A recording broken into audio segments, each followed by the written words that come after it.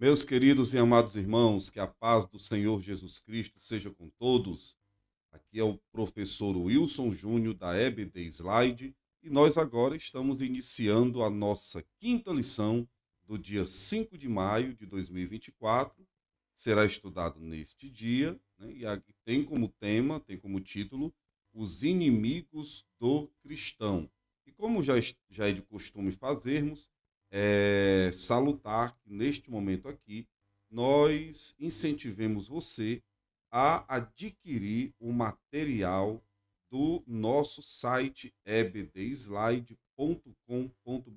Visite o nosso site, veja o material muito bem elaborado, com muito critério, com muito cuidado, feito com carinho, com dedicação pelo professor Azeniel, que tem se empenhado, se esmerado em produzir um material de qualidade para ajudar você, querido professor, pastor, superintendente de escola bíblica, a ministrar aulas de excelência com material visual espetacular para tornar a sua aula mais interativa e mais dinâmica. Então, siga os nossos perfis nas redes sociais, curta o nosso vídeo, inscreva-se no nosso canal e adquira o nosso material da EBD Slide através do nosso portal www.ebdslide.com.br. E vamos para a nossa aula. Nós temos como texto áureo: se vivemos no Espírito, andemos também no Espírito. Não sejamos cobiçosos de vanglórias, irritando-nos uns aos outros, invejando-nos uns aos outros. Gálatas capítulo 5, versículos 25 e 26. A verdade prática diz o seguinte: na jornada da fé, há inimigos que tentam nos atrapalhar. Diabo, a carne e o mundo. Mas em Cristo somos mais que vencedores. A leitura bíblica em classe está em Romanos, capítulo 6, versículos 11 a 14, e primeira carta de João, capítulo 2, versículos 15 a 17. E aí, querido professor, como nós costumamos recomendar, faça aquela leitura é, alternada com seus alunos, dinâmica, cada um participando, para que eles interajam também na escola bíblica.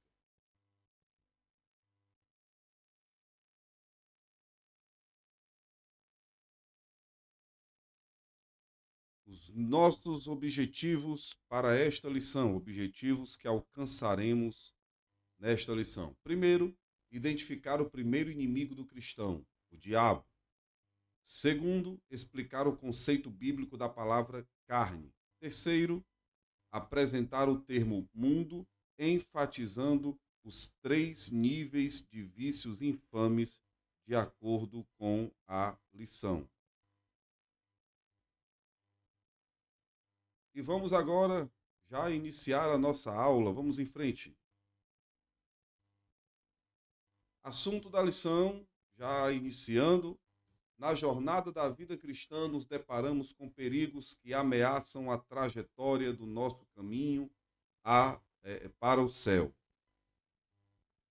Nela encontraremos 3 inimigos que buscam nos atrapalhar: o diabo, a carne e o mundo. O diabo e o mundo estão do lado externo de nossa trajetória. A carne, porém, está do lado de dentro.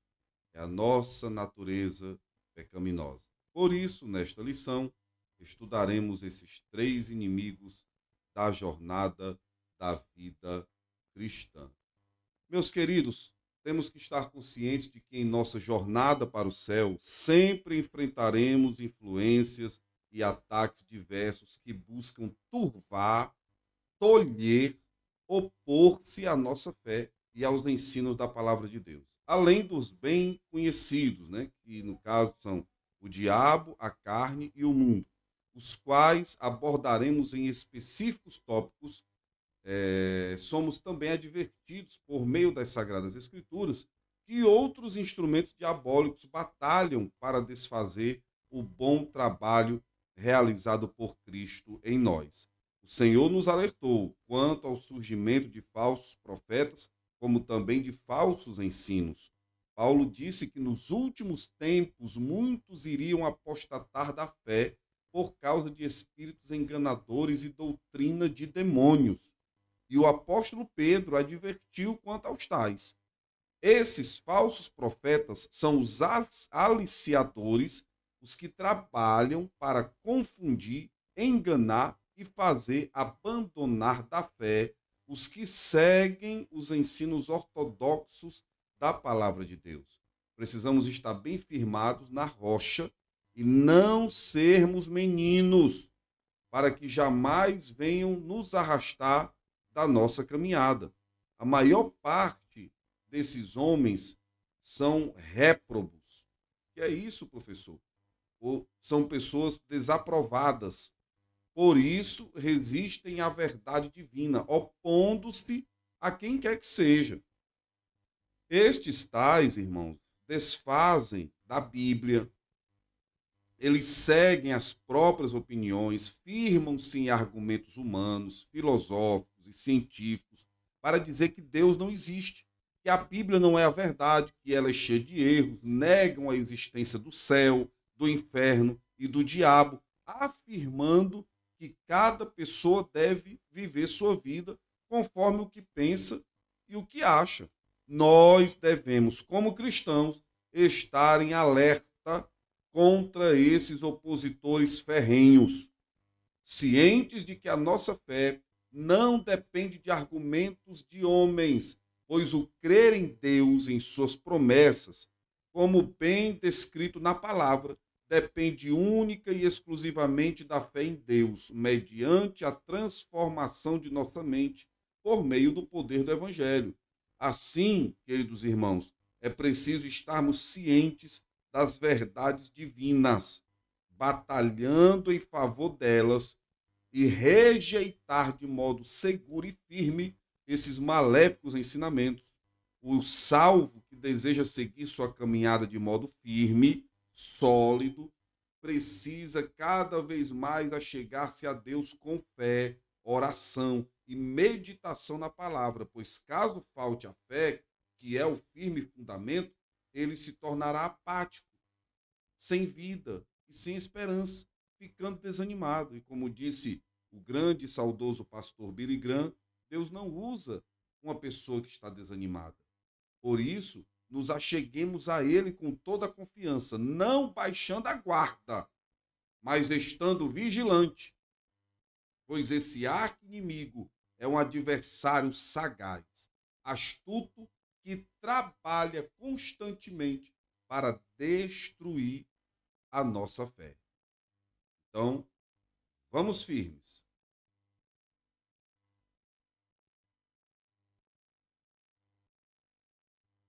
Primeiro tópico: o primeiro inimigo do cristão, o diabo. O diabo é real, subtópico 1.1.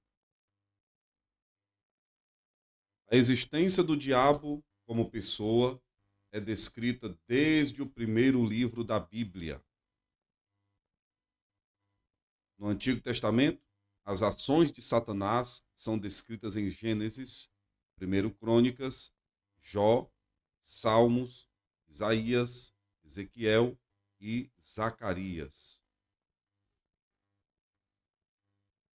O Novo Testamento mostra a atuação do diabo por cerca de 25 vezes das 29 passagens dos evangelhos em que Jesus o menciona. Em seu ministério, nosso Senhor atesta a realidade de Satanás. Está escrito em Mateus 13, 39, que diz o seguinte: o inimigo que o semeou é o diabo, e a ceifa é o fim do mundo, e os ceifeiros são os anjos. Meus amados, falando sobre a realidade de Satanás, já que de fato ele é real, realidade do diabo, nós cristãos que cremos na palavra de Deus, acreditamos piamente no que ela diz sobre Satanás como um ser real. As passagens bíblicas que tratam sobre ele, que é seguido tanto no judaísmo como no cristianismo, evidenciam isso.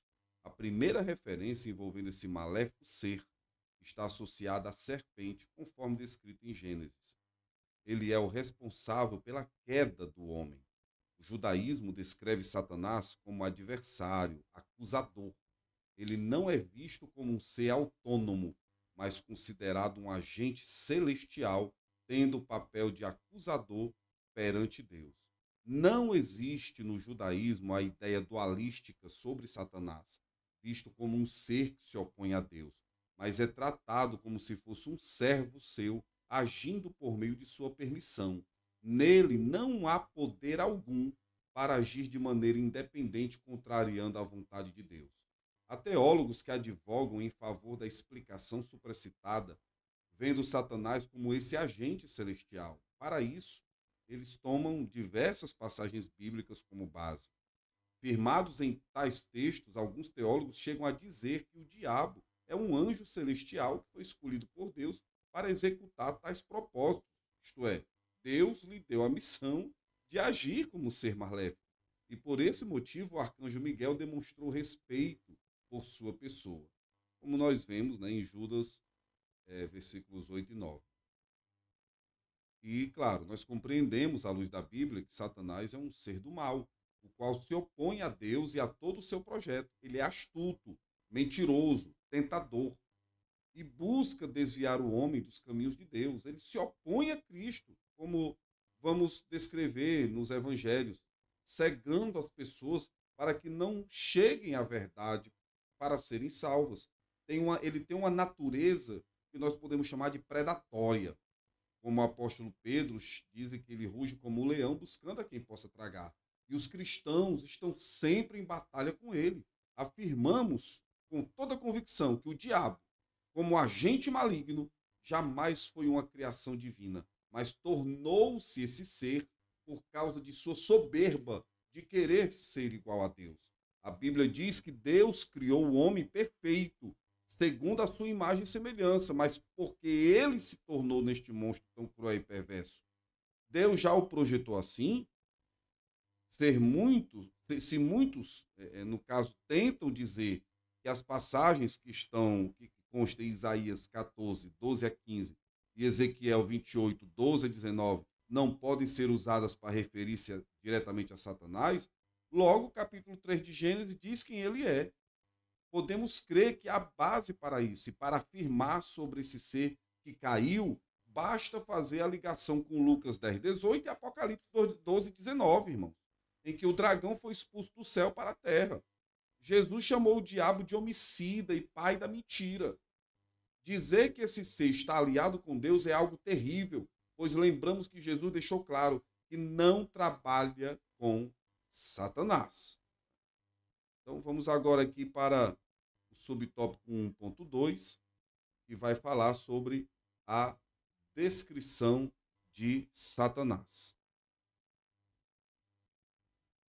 As Escrituras Sagradas descrevem Satanás como um ser espiritual que pertencia a uma ordem angelical dos querubins, sendo o mais exaltado, como está em Ezequiel 28, versículo 14, que diz assim: Tu eras querubim ungido para proteger, e te estabeleci, no monte santo de Deus estavas, no meio das pedras afogueadas andavas.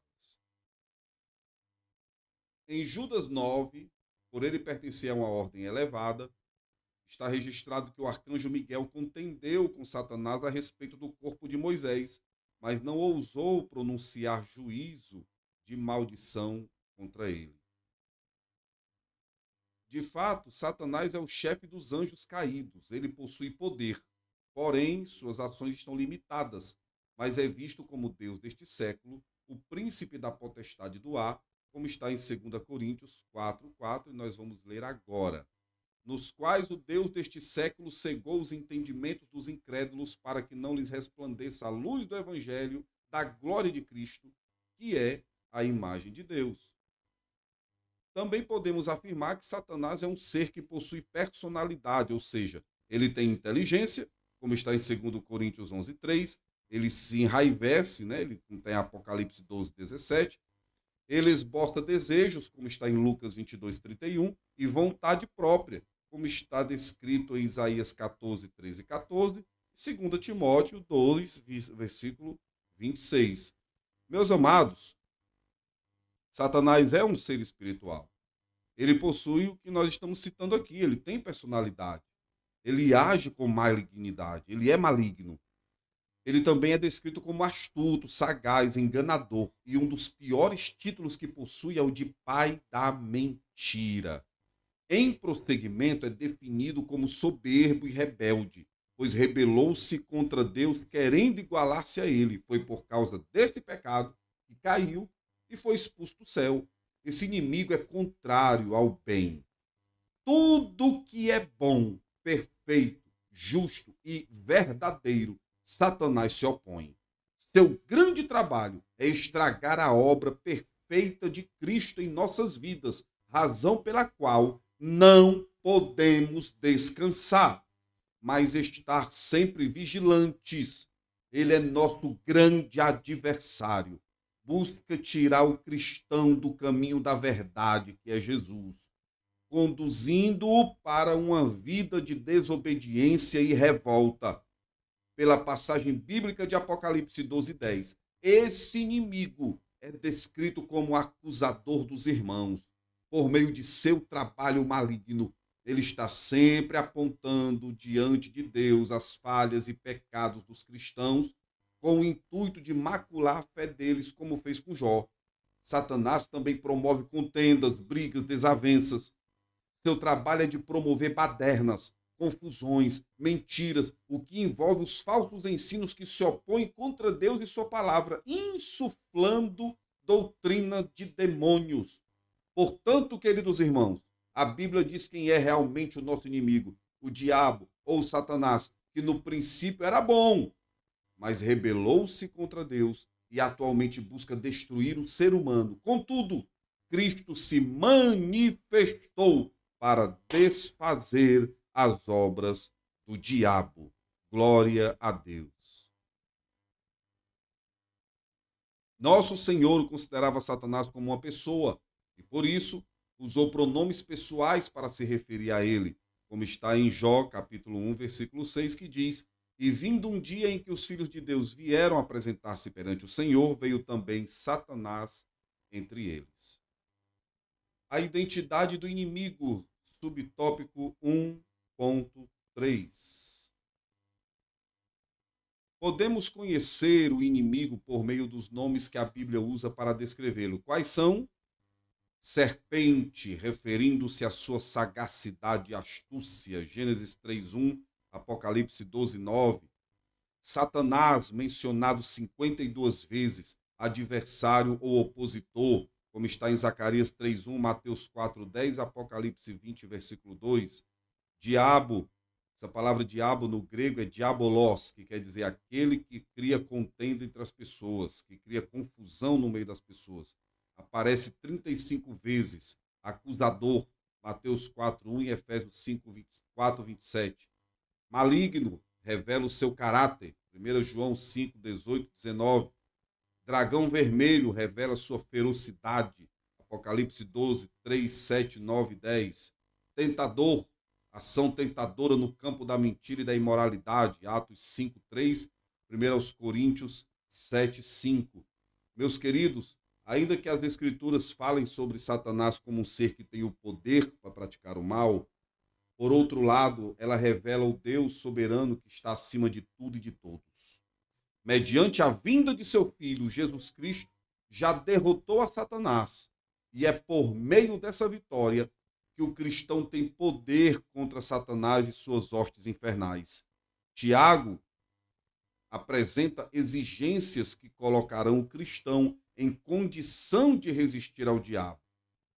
Chegai-vos a Deus, purificai as mãos, limpai os corações, afligi-vos, converta-se o vosso riso em pranto. Nessas condições, o cristão pode vencer o diabo. O caminho certo para vencer esse inimigo é por meio de uma vida santa. Ele é chamado também de enganador, Apocalipse 12, 9 e 20, versículo 2 e 3. Beelzebul, chefe dos demônios, Lucas 11, 15. Belial, pessoa má, sem valor, Juízes 19, 22, 1 Samuel 30, 22, 2 Coríntios 6, 15. Esses nomes revelam a natureza cruel, perversa e destruidora do nosso inimigo.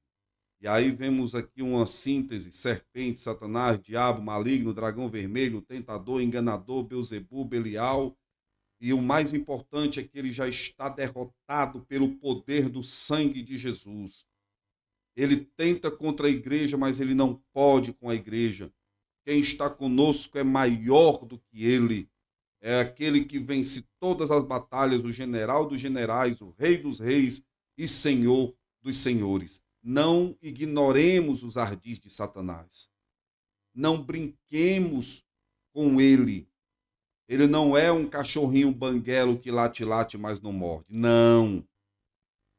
Ele é terrível. Ele não vai atacar o crente em um campo aberto, no mano a mano. Ele não vai fazer isso. Ele vai esperar um momento em que ele haja na covardia, porque é assim que ele é. Ele é covarde. Ele é astuto. Ele é perigoso. Ele não vai enfrentar um crente que está jejuando e consagrando. Ele está vendo que você está jejuando e consagrando. Ele não vai sair com você numa guerra sabendo que você está com todas as armas espirituais, está revestido. Não. Ele vai esperar o momento em que você abra uma brecha. E é essa brecha que nós não podemos dar para ele de maneira nenhuma. Tópico 2. O segundo inimigo do cristão, a carne. Conceito bíblico de carne, subtópico 2.1.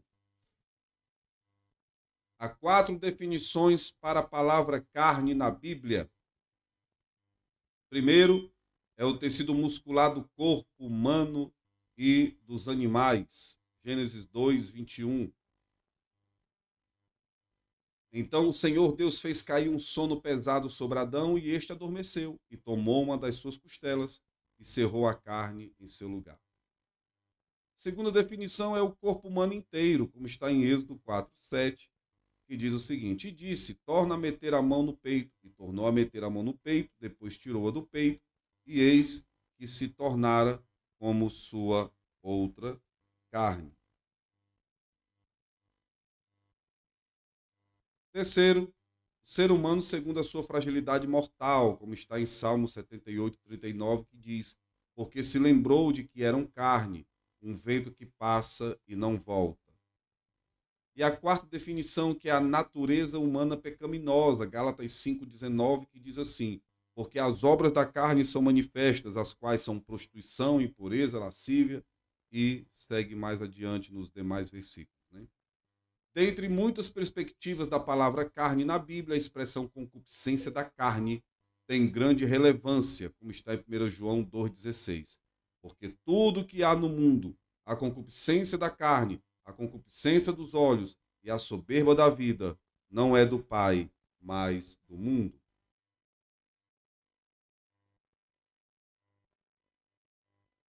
Quando o apóstolo João usa esse termo, ele se refere à satisfação carnal em todas as suas dimensões. Glutonarias, sensualidade, bebedeira, relações sexuais ilícitas. A expressão revela que não há critério ou norma moral num contexto em que a busca pelo prazer dita a tendência. É o egoísmo em grau elevado. Meus amados, nós conhecemos a passagem bíblica de Gálatas, capítulo 5, 16 e 17, onde o apóstolo Paulo, vai nos ensinar ali, trazermos para nós a compreensão da expressão carne como sendo inimigo interno do crente, pois se refere à parte da natureza carnal, pecaminosa, natureza humana caída. Biblicamente, essa expressão aponta para o homem que está separado de Deus e que vive na prática do pecado. O duelo se dá porque, tendo a nova natureza implantada no seu ser, quando aceita Cristo pela fé, tornando-se nova criatura, o cristão passará a andar e viver no Espírito, buscando agradar a Deus. Por outro lado, a carne, isto é, a velha natureza, quer contrariar isso em nós. Os que desejam vencer as obras da carne não têm escape. Precisam andar em espírito, uma vez que não existe outra saída para esse duelo. Nas muitas cartas que escreveu, Paulo fez desse assunto o seu tema constante, evidenciando o grande poder dessa natureza. Por exemplo, nós conhecemos a passagem de Romanos 8, versículos 5 a 8. Ele escreveu que aqueles que se inclinam para a carne cogitam apenas as coisas da carne, mas os que se inclinam para o Espírito Santo visam as coisas do Espírito. Na carne, ninguém pode agradar a Deus. E aí também tem a clássica passagem de Gálatas 5, 19 a 21, onde Paulo faz questão de mostrar as obras da carne e o quanto elas são perversas. Para não cumprir suas concupiscências, é preciso andar no Espírito. Espírito com E maiúsculo, de Espírito Santo. É ser cheio do Espírito Santo, revestido do poder do Espírito Santo, ungido pelo Espírito Santo, capacitado pelo Espírito Santo. O mais terrível, irmãos, é que os que praticam as obras da carne, além de não agradar a Deus, jamais entrarão no céu. A ênfase para andar em espírito fala tanto de ser guiado, orientado por ele, mas implica necessariamente um viver de plena santidade, visto que a missão do Espírito Santo é de nos conduzir para Deus da forma que ele deseja. A carne no Novo Testamento, subtópico 2.2. Na perspectiva do Novo Testamento, o termo grego sarx, isto é, carne, é uma referência direta à totalidade da natureza humana pecaminosa à parte de Deus, degradada sem a presença do Espírito Santo. Em suas cartas, o apóstolo Paulo evidencia o que uma natureza dominada pela carne pode produzir. Como está em Colossenses capítulo 3, versículo 5, nós lemos agora. Mortificai, pois, os vossos membros que estão sobre a terra, a prostituição, a impureza, o apetite desordenado, a vil concupiscência e a avareza, que é idolatria. A carne opõe-se a Deus e aos seus propósitos, pois ela tenciona caminhar de modo independente do Altíssimo. Seu desejo e vontade estão fora dos planos divinos. Ela faz com que o ser humano haja como se fosse o próprio Deus. Queridos, a palavra carne também ela é compreendida na dimensão que envolve, por exemplo, a encarnação de Jesus, o que é conhecido como natureza encarnada de Cristo. Ao vir a este mundo, Jesus humanizou-se para identificar-se com a humanidade pecadora, passando a ter uma real experiência com as lutas e dores de todo mortal. Ainda na ótica da teologia, a palavra carne pode ser usada para descrever o homem mortal, dando um destaque para a sua própria fragilidade humana, a qual é resultado do pecado. O aspecto efêmero da natureza humana é descrito como erva, grama. Não há do que o homem se orgulhar, pois é frágil demais, a qualquer momento pode morrer. Outro sentido da palavra carne, nós acabamos de falar, no contexto teológico, fala de oposição ao Espírito Santo, conforme já tratamos, claro. E fala da natureza pecaminosa. Todavia, quem já tem um viver transformado pelo poder de Cristo e passa a andar no Espírito, sairá vencedor desta batalha. E falando agora da perspectiva doutrinária da palavra carne, no subtópico 2.3. Doutrinariamente, a carne é a natureza humana depois da queda de Adão. Como vimos, a expressão carne pode ser usada para se referir ao corpo humano, mas também à natureza pecaminosa, como está escrito em Romanos, capítulo 8, versículo 6. Porque a inclinação da carne é morte, mas a inclinação do espírito é vida e paz. Nesse sentido, embora uma mesma palavra possa trazer sentidos diferentes, não há razão de confundir-se entre carne como corpo e carne como natureza pecaminosa, pois o que é produzido pela natureza pecaminosa logo é reconhecido, como, por exemplo, a idolatria é uma obra da carne, ou seja, da natureza pecaminosa. Queridos, há inúmeras conotações bíblicas em relação à palavra carne, variando, claro, nas suas mais diversas colocações. A primeira que podemos destacar é a carne, referindo especificamente ao corpo, né? Como já falamos, seja do homem, seja do animal. Isso está bem óbvio a partir de Gênesis, capítulo 2, versículo 23. Essa palavra é usada também para referir-se à parte fraca do homem como ser físico. Você pode conferir em Isaías, capítulo 40, versículo 6. Tópico 3, desculpa, voltando aqui. Tópico 3, o terceiro inimigo do cristão, o mundo. Perspectivas bíblicas da palavra mundo, subtópico 3.1. Há 5 conotações bíblicas para a palavra mundo. A primeira é a terra, Salmo 24, verso 1. Segundo, o conjunto das nações conhecidas, 1 Reis 10, 23. Terceiro, a raça humana, Salmos 9, verso 8, João 3,16. 4, o universo, Romanos 1, 20. E 5, os que se opõem a Deus. Esses têm o diabo como chefe e vivem na impiedade, João 12, 31 e 15, 18. De modo geral, a Bíblia usa a palavra mundo para descrever duas grandes realidades. A primeira, o planeta Terra em que habitamos, Salmo 19, verso 4, e as pessoas que vivem de maneira independente de Deus. A passagem de 1 João 2,15, quando diz para não amarmos o mundo, a ideia é a de uma sociedade separada de Cristo e que se manifesta contrariamente a Deus, pois está dominada pelos vícios mais infames e cujas ações não condizem com a vontade de Deus.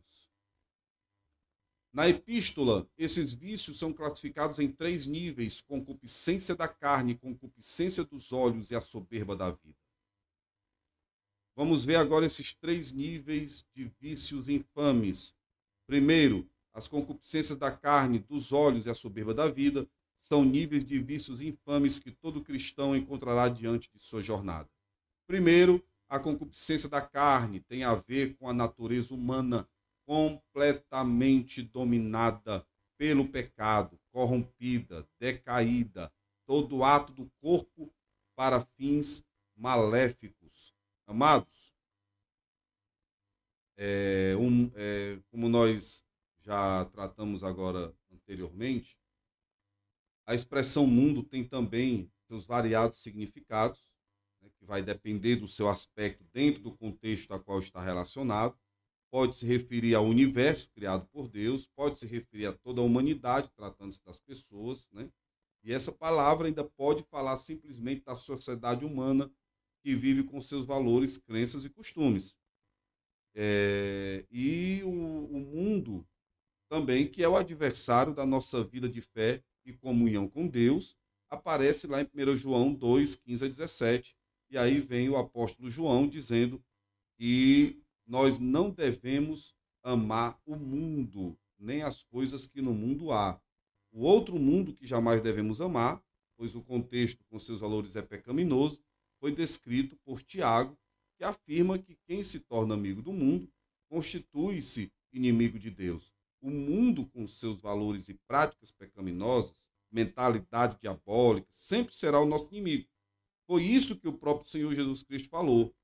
Esse mundo é descrito por seus pecados, misérias, ambições, materialismo, ateísmo, imoralidade, orgulho, entre outras coisas, que estão aqui nas concupiscências da carne. E o apóstolo Paulo alertou a todos os salvos em Cristo para jamais seguirem seus valores e padrões, mas alinhar o seu viver e práticas, seguindo à risca os ensinos de Cristo Jesus.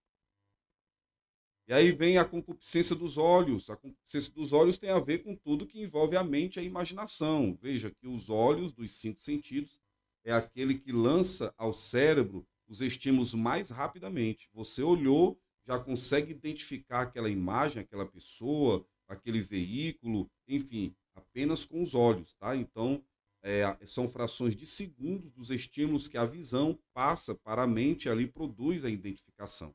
É o sentido do ser humano mais rápido, mais aguçado, é o sentido da visão. Ele cria o desejo pelas coisas pecaminosas oferecidas pela mídia, música, filmes, literatura, a arte, para ceder aos desejos carnais. E aí vem a soberba da vida, e esse nível de vício expressa a autoglorificação do homem no pecado, denotando seu egoísmo, vanglória e ateísmo, ou seja, aquele homem jactante, orgulhoso, aquela pessoa soberba que tem apego às coisas materiais, que não tem empatia pelo próximo, que não tem amor pelas vidas e prefere amar as coisas do que as pessoas, enfim, essa é a pessoa literalmente soberba. É o homem da atualidade, desprezando o Criador em oposição deliberada.